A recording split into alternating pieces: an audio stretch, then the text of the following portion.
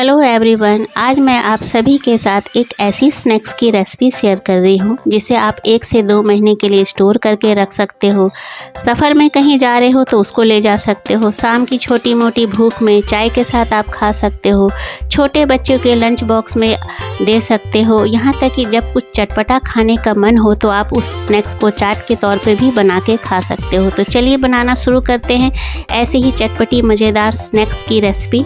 तो सबसे पहले मैंने यहाँ पर एक बाउल ले लिया है। इसमें मैं 1 कप मूंग का दाल ले रही हूँ। ये धुला हुआ मूंग का दाल है और वज़न में 200 ग्राम है।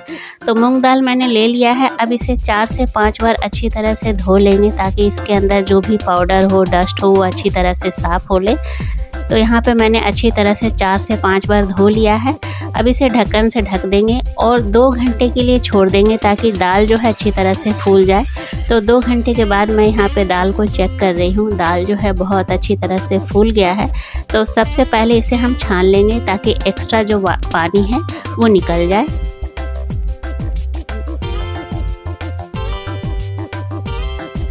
तो यहाँ पे मैंने छान लिया है। थोड़ी देर के लिए छोड़ देंगे। जब पानी अच्छी तरह से निकल जाए तो किसी मिक्सर जार में सारे मूंग दाल को हम डाल देंगे और इसे पल्स मोड पे बिना पानी डाले ऑन ऑफ करते हुए दरदरा से पेस्ट बना के तैयार कर लेंगे। ध्यान रखेंगे पानी का इस्तेमाल नहीं करेंगे। पानी का इस्तेमाल करने से जो आगे का प्रोसेस है उसमें बहुत परेशानी होगी। तो यहाँ पे मैंने मूंग दाल को बिल्कुल पल्स मोड पे ऑन ऑफ करते हुए बिल्कुल दरदरा पीस लिया है, देख सकते हैं आप। तो अब हम इसे बड़े से थाली में या बड़े से बाउल में निकाल लेंगे। तो इस तरह से मैंने सारे मूंग दाल को निकाल लिया है।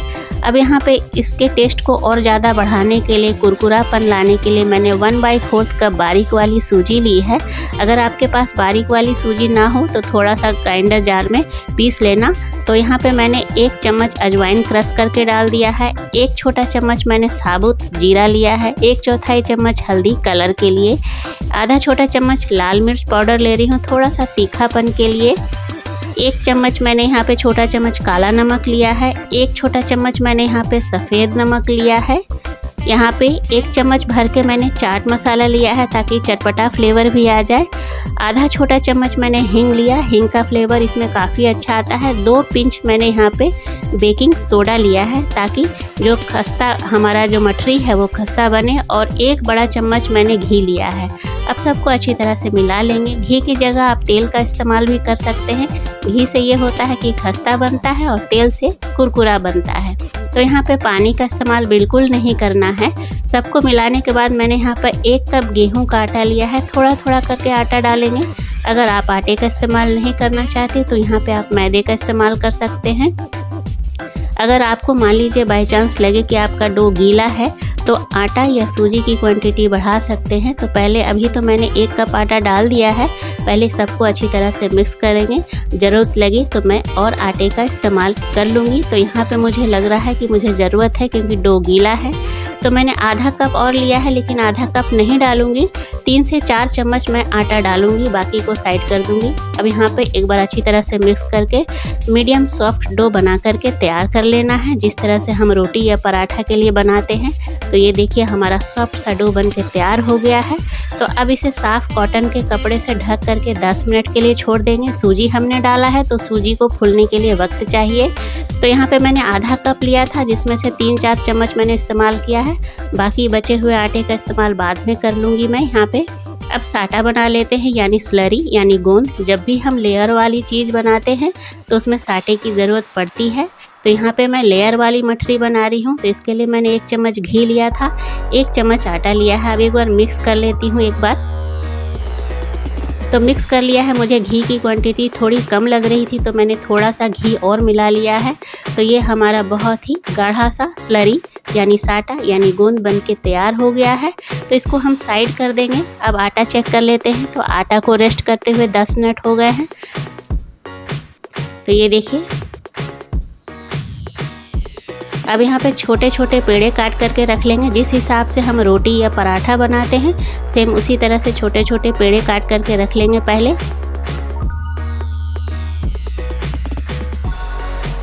अब एक पेड़े को उठा के गोल सा शेप दे देंगे। जिस तरह से हम रोटी बनाते हैं उस तरह से शेप दे देंगे।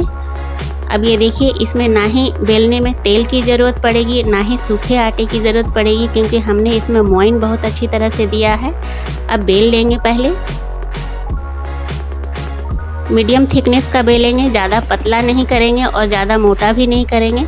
अब जो हमने स्लरी बना करके रखा था यानी साटा, उसको थोड़ा सा लेंगे और थोड़ा सा स्लरी लेकर के चारों तरफ फैला लेंगे अच्छी तरह से। ज़्यादा स्लरी नहीं लगाना है, बस हल्का लेकर के चारों तरफ फैला लेना है।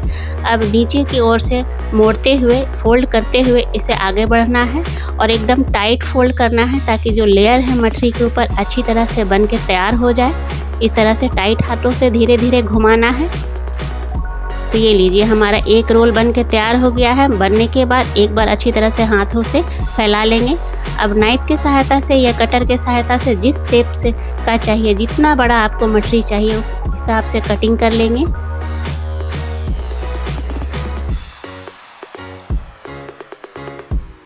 तो ये हमने काट लिया है। ये देखिए इसके लेयर कितने अच्छे हैं। तो एक बार सबको साइड कर लेते हैं और अंगूठे के निचले वाले हिस्से से हल्का सा प्रेस कर लेंगे और बेलन की सहायता से ओवल शेप दे देंगे। आप चाहे तो सर्कल भी शेप दे सकते हैं, मैं यहाँ पे ओवल शेप दे रही हूँ। तो एक हमारा मूंग दाल का हेल्दी और टेस्टी मठरी बन के तैयार हो गया है। तो बाकी सबको भी इसी तरह से बेल लेंगे। तो एक और करके दिखाती हूँ मैं। अंगूठे के निचले हिस्से से प्रेस करेंगे हल्का सा और ओवल चाहे सर्कल कोई भी शेप दे सकते हैं आप अपने पसंद के अनुसार। तो बाकी सबको भी इसी तरह से हम बेल के पहले तैयार कर लेंगे। तो इतने सारे हमारे मूंग दाल की मठरी बनके तैयार हो गई है। और इधर हमने तेल गरम होने के लिए चढ़ा दिया था। तेल जो है वो मीडियम गरम होना चाहिए, लो टू मीडियम में होना चाहिए। जब आप पहला बैच डाल दें उसके बाद फ्लेम को बिल्कुल लो कर दें, क्योंकि लो फ्लेम पे ये सिकेगा, तभी जो हमारा मठरी है वो खस्ता बन के तैयार होगा। अब डालने के बाद कुछ सेकंड के लिए छोड़ देंगे, बिल्कुल हाथ नहीं लगाएंगे, टच नहीं करेंगे। जब ये धीरे धीरे तेल में अपने आप ऊपर की ओर आए तो हल्का सा झाड़े के सहायता से या चम्मच के सहायता से हिला देंगे। अब देखिए कलर आ गया है, अच्छी तरह से मठरी तेल के ऊपर की ओर आ गया है। तो अब हम पलट देंगे। तो यहाँ पे हमने पलट दिया था और अब मठरी जो हमारा बन के तैयार हो गया है, बिल्कुल अच्छा सा कलर आ गया है। तो अब इसे हम छान करके अलग बर्तन में निकाल लेंगे। तो ये हमारा बहुत ही हेल्दी और टेस्टी मठरी बनके तैयार हो गया है। सेकंड बैच भी इसी तरह से फ्राई करेंगे। फ्लेम को यहाँ पे लो रखेंगे, क्योंकि तेल जो है ऑलरेडी हमारा पहले से बहुत ज़्यादा गर्म है। तो इसी तरह से सारी मठरियों को हमें फ्राई कर लेना है। अब आप इसे महीने 2 महीने के लिए स्टोर करके रख सकते हैं, अगर बच्चों से बच जाए तो। तो ये देखिए हमारा इतना सारा मठरी बनके तैयार हो गया है। तो अब मैं आप सभी को इन मठरियों का आवाज़ भी सुना देती हूँ। ये देखिए आवाज़ कितनी खस्ता बनके तैयार हुई है और घर की बनी हुई चीज़ है, अपने हाथों से बनी हुई चीज़ है।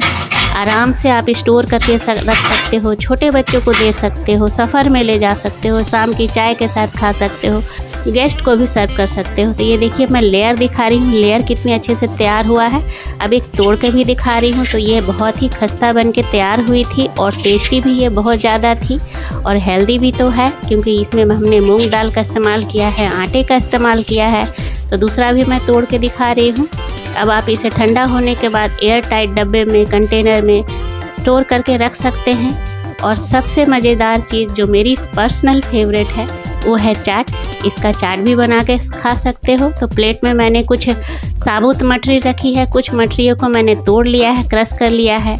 अब यहाँ पे हम सबसे पहले क्या करेंगे, सबसे पहले दही डालेंगे। तो दही पे यहाँ पे मैंने 2 बड़े चम्मच डाले हैं। हरे धनिए की चटनी भी मैंने 2 चम्मच डाले हैं। अब इमली की चटनी भी मैंने 2 चम्मच डाले हैं यहाँ पे। अब प्याज डाल दिया।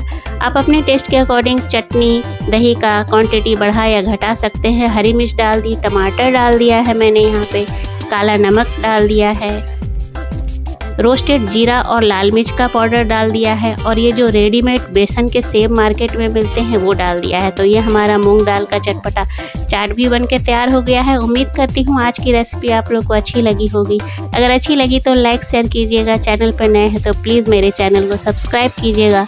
मिलती हूँ अगले ऐसे ही मज़ेदार और चटपटे रेसिपी के साथ। तब तक के लिए टेक केयर, बाय बाय।